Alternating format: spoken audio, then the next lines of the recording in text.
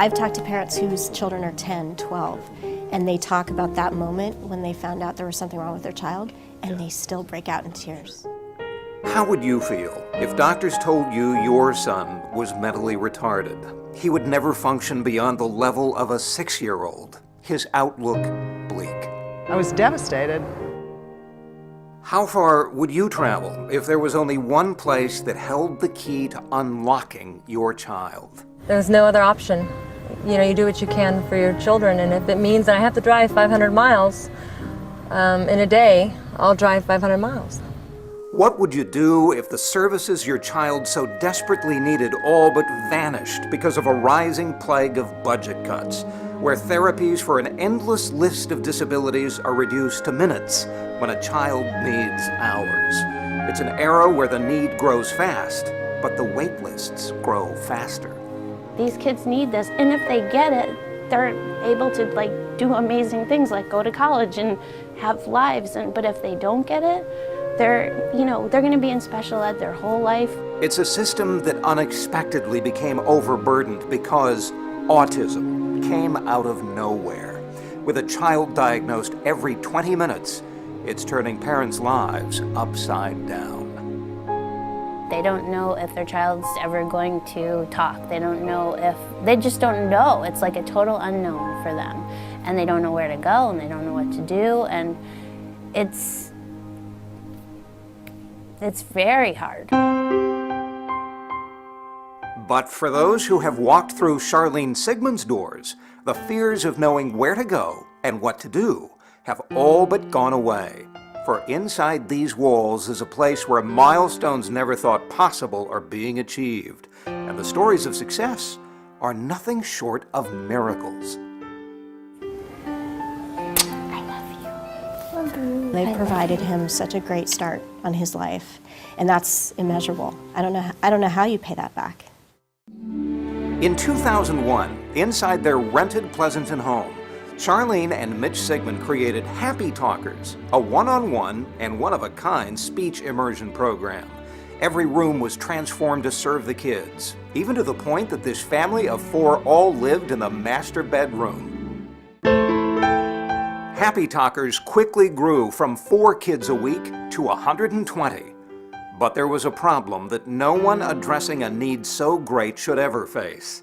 The Sigmunds were forced to leave. So from our house, started a journey that lasted 7 moves in 3 years. These kids, who needed a stable, familiar environment, would never see such a thing. They'd be in rented space at a church and in office buildings. It was a stressful existence for everyone involved. It's laughable at this point, all the stuff that we have to go through. It's laughable. Happy Talkers soon settled in an office building in Dublin, and now sees some 300 kids a week. But it was in 2006, just a mile away, back in that same rented classroom space at Crosswinds Church, where Charlene opened the School of Imagination. Where is Ryan? Where is Ryan? Here. Here I am. How you feel today? Happy. You're happy? You're hoppy or happy? It's a preschool program unlike any other, a model others throughout the country now follow.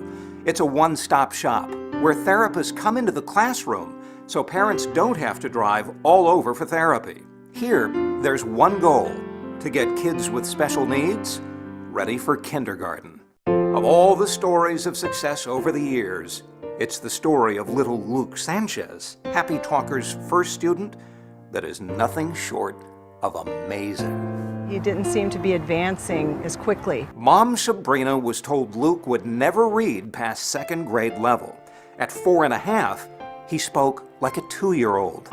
So why is Luke, now a 5th grader at the acclaimed Hacienda School in Pleasanton, reading above 5th grade level?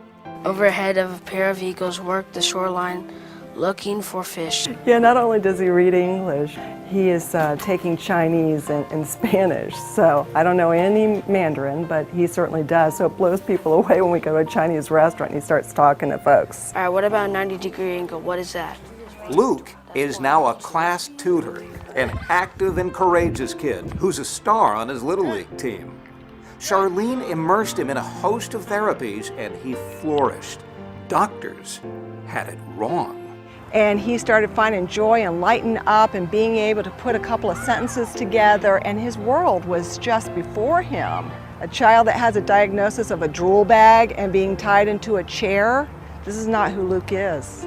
Don't give up on your kids. Don't get tied into a diagnosis, because you know what? Sometimes that's just words. And we don't want to give up on any of these kids.